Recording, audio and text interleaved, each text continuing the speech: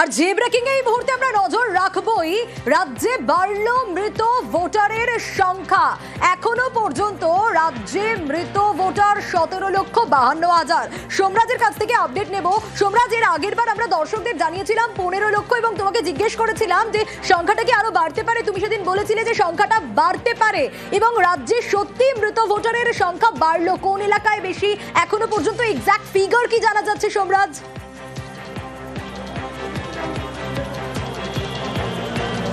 দেখো, যে জেলাভিত্তিক পরিসংখ্যান আমাদের হাতে এসে উঠে আসছে, সেখানে যেটা দেখা যাচ্ছে রাজ্যে এখনো পর্যন্ত ডেড ভোটার বা মৃত ভোটার আসছে 17 লক্ষেরও বেশি। যে পরিসংখ্যান ইতিমধ্যেই আমাদের হাতে উঠে আসছে, যেটা আজকে বৈঠকও বলা হয়েছে, 17,52,286 এখনো পর্যন্ত মৃত ভোটারের তথ্য তেমনটাই পাওয়া গেছে। এছাড়াও তোমাকে জানিয়ে রাখি, যেটা দেখা যাচ্ছে উত্তর কলকাতায় সব থেকে বেশি মৃত ভোটার পাওয়া যাচ্ছে। উত্তর কলকাতার পাশাপাশি উত্তর কলকাতায় যে মৃত ভোটারের তালিকা, অর্থাৎ 17,52,286, তার মধ্যে উত্তর কলকাতায় 6.42%, অর্থাৎ উত্তর কলকাতায় সব থেকে বেশি মৃত ভোটার দেখা যাচ্ছে। উত্তর কলকাতায় মৃত ভোটার, যেটা আমরা এখনো পর্যন্ত পরিসংখ্যানে পাচ্ছি, 96,676। উত্তর কলকাতায় মৃত ভোটার রয়েছে 96,676, যা উত্তর কলকাতার যে মোট ভোটারের তালিকা তার তুলনায় সব থেকে বেশি রয়েছে উত্তর কলকাতায়। এবার যদি দেখা যায় যে দক্ষিণ কলকাতার যদি মৃত ভোটারের সংখ্যা দেখা যায়, সেখানে দেখা যাচ্ছে দক্ষিণ কলকাতায় হচ্ছে 50,387 মৃত ভোটারের সংখ্যা উঠে আসছে। এছাড়াও প্রত্যেকটি জেলাভিত্তিক পরিসংখ্যান ইতিমধ্যেই কমিশন আজকে পাওয়ার পয়েন্ট প্রেজেন্টেশনে জেলা শাসকদের সামনে রেখেছে, ইআরওদের সামনে রেখেছে, এবং সেখানে কমিশন বলছে যে এই মৃত ভোটারের সংখ্যা আরও বাড়বে। তাই মৃত ভোটারের তথ্য আপলোড যাতে দ্রুত করা হয়, তার কারণ 4 ডিসেম্বরের পরে 9 ডিসেম্বর যে খসড়া তালিকা কমিশন প্রকাশ করবে এসআইআর প্রক্রিয়ায়, সেই তালিকায় আলাদা করে মৃত ভোটারদের জন্য তালিকা প্রকাশ করা হবে। একেবারে অবশ্যই আমাদের নজর থাকবে, পাই টু পাই প্রত্যেকটা আপডেট তোমার কাছ থেকে নেব সোমরাজ। আর এই এসআইআর চলাকালীন বাংলায় 13 জন পর্যবেক্ষক নিয়োগ করেছে নির্বাচন কমিশন। 1 জন স্পেশাল রোল অবজারভার, 12 জন ইলেকটোরাল রোল অবজারভার। আর জানি এখন রাজনৈতিক তরজা একেবারে তুঙ্গে।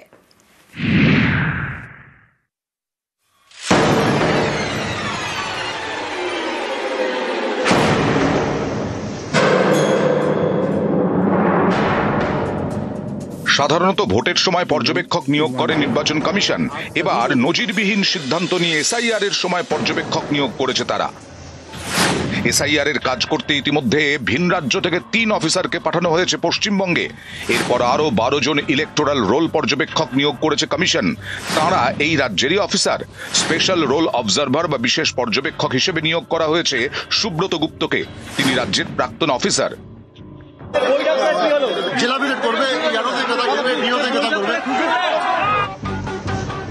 রাজ্যের এসআইআর পরিস্থিতি নিয়ে শনিবার নির্বাচন কমিশনের এই নবনিযুক্ত পর্যবেক্ষকরা দীর্ঘ বৈঠক করেন।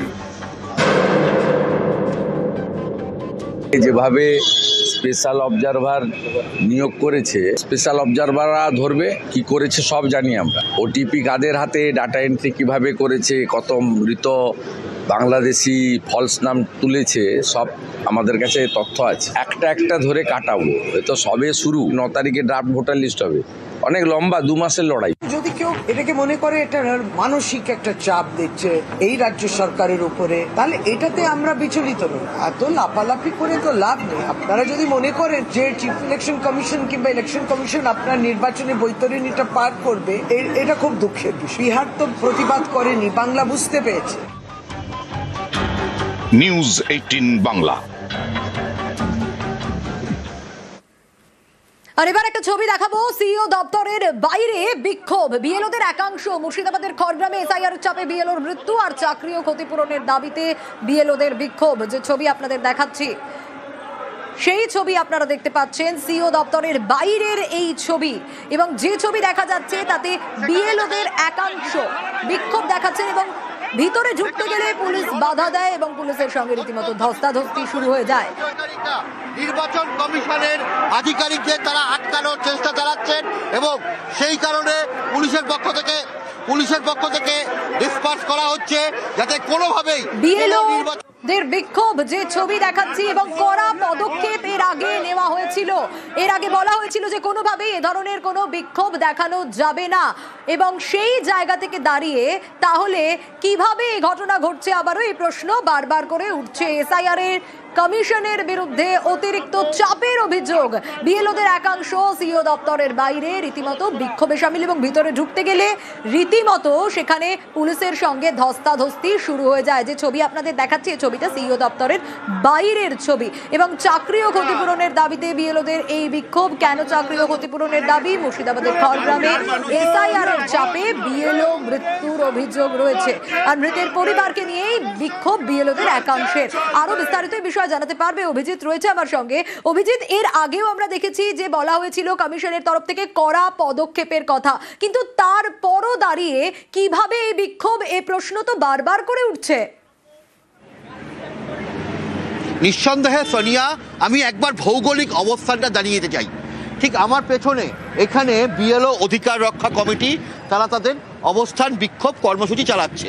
আর আজকে যে মিটিং মুখ্য নির্বাচনী আধিকারিক, ঠিক তার বিপরীতে এই বেঙ্গল চেম্বার অফ কমার্স, এখানে তারা বৈঠক করছিলেন স্পেশাল অবজারভারদের নিয়ে। আর সিইও অফিস ঠিক বিপরীতে দেখতে পাচ্ছেন বামাল লরির যে অফিস, সেটা হচ্ছে মুখ্য নির্বাচনী আধিকারিকের অফিস। এই তিন কোণা অবস্থান। আর ঠিক এর মধ্যেই এই বিএলও অধিকার রক্ষা কমিটির মঞ্চ থেকে, সেখান থেকে যারা বিক্ষোভকারীরা, তারা মুর্শিদাবাদের খড়গ্রামের যে বিএলও মারা গেলেন সেই জাকির হোসেনের পরিবারকে নিয়ে তারা এই বেঙ্গল চেম্বার অফ কমার্স, যেখানে মিটিং চলছিল, সেখানে তারা কথা বলতে যান মুখ্য নির্বাচনী আধিকারিকের কাছে, এবং সেই সময় তারা রাস্তায় বসে পড়েন। এবং এরপরেই মুখ্য নির্বাচনী আধিকারিক তিনি একটি বিশেষ ভিডিও কনফারেন্সের জন্য এই বাড়ির বিপরীতে যে মুখ্য নির্বাচনী আধিকারিকের অফিস, সেখানে যেতে চান। সেই সময় গাড়ির সামনে শুয়ে পড়া হয় এবং রীতিমতন বিক্ষোভ করা হয়। যদিও বিএলও অধিকার রক্ষা কমিটির বক্তব্য যে তারা মুখ্য নির্বাচনী আধিকারিকের সঙ্গে কথা বলতে চাচ্ছিলেন, যদিও সেই সময় রাস্তায় চূড়ান্ত বিশৃঙ্খল পরিস্থিতির সৃষ্টি হয়। পুলিশের পক্ষ থেকে দ্রুত পরিস্থিতি সামাল দেওয়া হয় এবং মুখ্য নির্বাচনী আধিকারিক তিনি নির্বাচন কমিশনার তিনি নির্বিঘ্নে তার অফিসে প্রবেশ করেন। যদিও বেশ কিছুক্ষণ রাস্তা বন্ধ হয়ে গেছিল এবং একটা পুলিশের সঙ্গে বিক্ষোভকারীদের খণ্ডযুদ্ধ হয় বিএলও অধিকার রক্ষা কমিটির। সব মিলিয়ে একটা পরিস্থিতি ঘোরালো হয়ে ওঠে। যদিও দ্রুত পরিস্থিতি সামাল দেয় পুলিশ এবং বিক্ষোভকারীরাও শান্তিপূর্ণ অবস্থান করে, এবং জাকির হোসেনের পরিবার, মৃত বিএলওর পরিবার, তারা মুখ্য নির্বাচনী কমিশনারের সঙ্গে তারা দেখা করেন এবং সেখান থেকে আশ্বাসও দেওয়া হয় যে তাদের চাকরি এবং ক্ষতিপূরণের বিষয়টা বিবেচনা করা হচ্ছে। বেশ, অবশ্যই নজর থাকবে অভিজিৎ। আমি দেখা করার চেষ্টা করলাম। আপনারা কি আটকানোর চেষ্টা করেছিলেন? উনি চট করে এসে গাড়িতে ঢুকে দেবার চেষ্টা করলেন, আমরা দেখার চেষ্টা করলাম। তখন পুলিশ কর্মীরা আমাকে ঠেলে সামনে করলেন, আমি সামনে শুয়ে পড়লাম। গাড়ি চালিয়ে আমার উপর থেকে চলে যান। এই তো পুলিশ ছুঁড়ে ফেলে দিয়েছে, ওর ব্যারিকেডের সামনে আমাকে ফেললো। আমি ওনার কাছে যাবার চেষ্টা করলাম, উনি ডাইরেক্টলি, দুজন লম্বা পুলিশ ছিলেন, আমাকে তুলে ফেলে মাটিতে ফেলে দিলেন। আমি কিছু করতে পারিনি। দেখুন কোথায় কোথায় লেগেছে, আমার মোবাইলটাও পড়ে গেছিল। আর আজকের এই ছবিটা তো দেখলেন, কিন্তু এর আগে কড়া পদক্ষেপ নেওয়ার হুঁশিয়ারি পর্যন্ত দেওয়া হয়েছিল। তারপরে আজকের এই বিক্ষোভ কিভাবে প্রশ্ন উঠছে, কিন্তু আগে কি কড়া পদক্ষেপের কথা বলা হয়েছিল? সিইও ঘরের সামনে বিএলওদের এই অবস্থান, আর সিইও দপ্তর সরানোর হুঁশিয়ারি দিয়েছিল কমিশন। হ্যাঁ, সিইও দপ্তর সরবে এমনটা হুঁশিয়ারি দেওয়া হয়েছিল। নিরাপত্তা বিঘ্নিত নিয়ে আগে পুলিশকে চিঠি সিইওর, আর এবার নিরাপত্তা সুনিশ্চিত চেয়ে কমিশনারকেও চিঠি দেওয়া হয়েছিল। কমিশনারকে চিঠি দিয়েছিল জাতীয় নির্বাচন কমিশন, হয় পর্যাপ্ত নিরাপত্তা আর না হলে স্থানান্তর করতে হবে সিইওর দপ্তর। কমিশনারকে চিঠি দিয়েছিল জাতীয় নির্বাচন কমিশন, কিন্তু তারপর আজকের ছবিটাও দেখা গেল।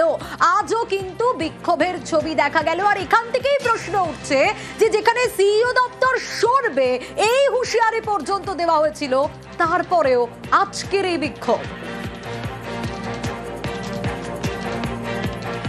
শিপিং কর্পোরেশন অফ ইন্ডিয়া দপ্তর দিয়েছে, ঠিক করেছে। আর এই দলদাস পুলিশের সংস্রব থেকে ইলেকশন কমিশনকে বের করে না আনলে পশ্চিমবঙ্গে ফেয়ার নির্বাচন হতে পারে না।